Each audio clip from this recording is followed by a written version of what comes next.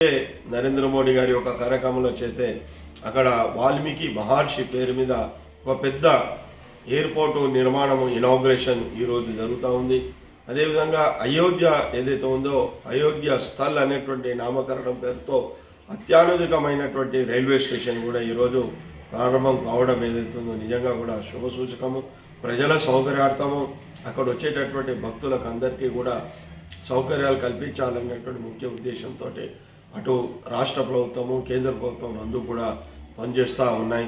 నిజంగా కూడా చాలా సంతోషం. నేను ఈ సందర్భంగా ప్రజలందరినీ కోరుతా ఉన్నాను, ప్రపంచంలో ఉండేటటువంటి హిందూ బంధువులు ముఖ్యంగా దేశంలో ఉండేటటువంటి హిందువులందరూ తప్పకుండా అయోధ్యలో ఉండేటటువంటి రాముని దర్శనం చేసుకోవాలని చెప్పేసి ఈ సందర్భంగా కోరుకుంటూ, మరియు రాబోయేటటువంటి ఎలక్షన్స్ ఏవైతున్నాయో పార్లమెంట్ ఎన్నికలు ప్రతిష్టాకరమైనటువంటి ఎన్నికలు, మూడోసారి నరేంద్ర మోడీ గారు ప్రధానమంత్రి కావాలని చెప్పేసి అన్ని సర్వేలు చెప్తా ఉన్నాయి.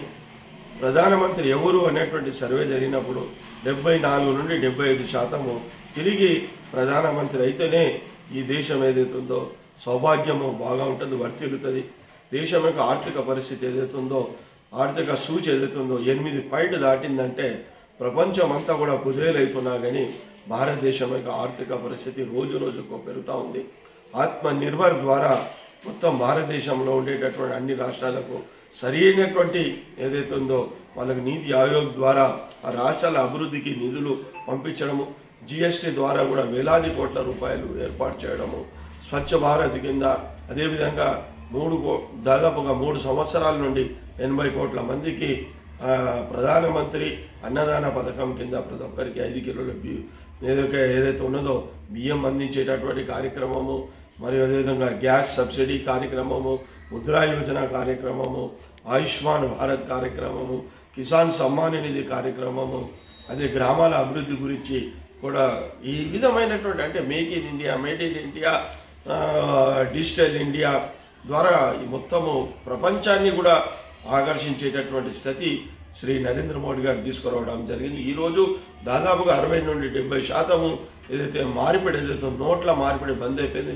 డిజిటల్ ద్వారా ఈరోజు కూరగాయలు అమ్ముకొని మొదలుకొని భిక్షగాడు కూడా చిల్లర లేదంటే డైరెక్ట్గా అతను అది చూపించేటటువంటి పరిస్థితి. దీంట్లో మీరు ఫోన్పే చేయండి, గూగుల్ పే చేయండి అనేటువంటి నిర్మాణం ఏంటంటే ఎడ్యుకేషన్ ఏదైతే ఉందో ఏదైతే చదువుకుంటేనే ఎడ్యుకేటెడ్ కాదు, చదువుకోకుండా తమ యొక్క మేధోశక్తి ద్వారా భారతదేశం యొక్క ప్రజలు మార్చినటువంటి మహానాయకుడు ఎవరన్నారంటే శ్రీ నరేంద్ర మోడీ గారు. మరి రాబోయేటటువంటి రోజుల్లో ఈసారి 400 అబ్కీ బార్ 400 పార్ అనేటువంటి నిదానంతో ఏదైతుందో గెలవబోతా ఉన్నాము.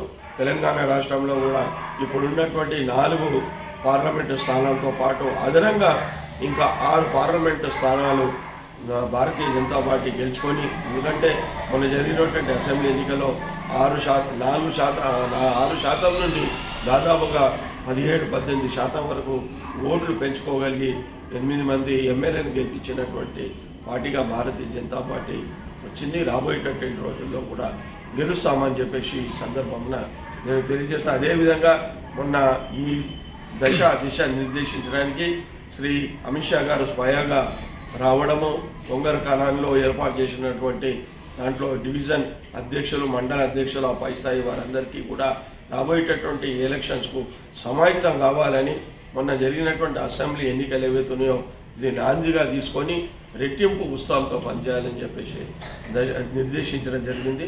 తప్పకుండా భారతీయ జనతా పార్టీ ఒక నిర్మాణాత్మకమైనటువంటి పాత్ర వహించడమే కాకుండా 10 పార్లమెంటు స్థానాలు కూడా గెలుచుకుంటుందని చెప్పేసి ఈ సందర్భంలో తెలియజేస్తామన్నాను చేస్తాము. ఎందుకంటే ముస్లిం ప్రజలలో కూడా మార్పు వచ్చింది. నరేంద్ర మోడీ గారు తీసుకున్నటువంటి సబ్కా సాత్, సబ్కా వికాస్, సబ్కా విశ్వాస్, సబ్కా ప్రయాస్ అనే నినాదం ద్వారా ఏదైతుందో ముస్లిం సోదరులు కూడా భారతీయ జనతా పార్టీపై చూస్తూ ఉన్నారు.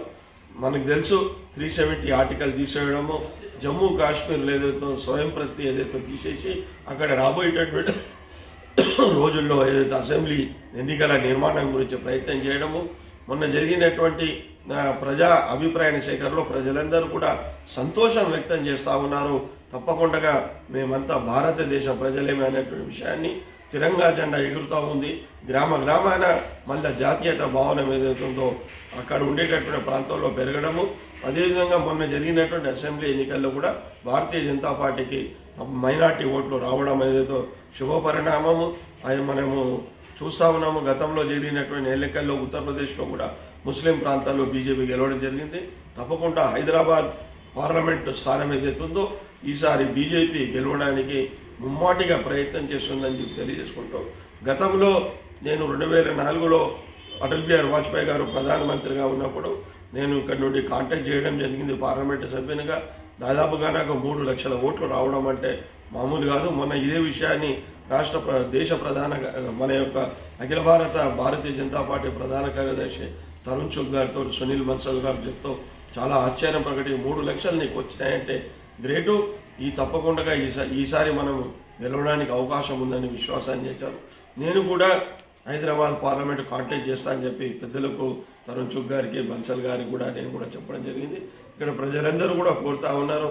కార్యకర్తలు మరియు ముఖ్యంగా పాత బస్సులో ఉండేటటువంటి చాలా ఈసారి మీరు కాంటాక్ట్ చేయండి అని చెప్పేసి నన్ను వాళ్ళందరూ కూడా కోరడం ఏదైతే తప్పకుండా భారతీయ జనతా పార్టీ అధిష్టానం ఏదైతే ఉందో నాకు టికెట్ ఇస్తే మీరు కాంటాక్ట్ చేయమని చెప్పి ఆదేశిస్తే తప్పకుండా భారతీయ జనతా పార్టీ అభ్యర్థిగా తిరిగి నేను రెండోసారి హైదరాబాద్ పార్లమెంటు కాంటాక్ట్ చేయడమే కాకుండా గెలవడానికి అన్ని విధాలుగా ప్రయత్నం చేస్తానని చెప్పేసి దీనికి ప్రజలందరూ కూడా సముఖంగా ఉన్నారు. ఎందుకంటే సీనియర్ నాయకునిగా భారతీయ జనతా పార్టీ దాదాపుగా 5 శతాబ్దాల పైన హైదరాబాద్లో ఉండేటటువంటి నాకు ఇక్కడ ఉండేటటువంటి పరిస్థితులు మరియు మనుషులకు అవగాహన ఉంది కాబట్టి నాకు అన్ని రకాలైనటువంటి హంగులు ఏర్పాట్లు చేసుకొని భారతీయ జనతా పార్టీ హైదరాబాద్ పార్లమెంట్లో గెలవడానికి ప్రయత్నం చేస్తానని చెప్పేసి ఈ సందర్భంలో తెలియజేస్తాము.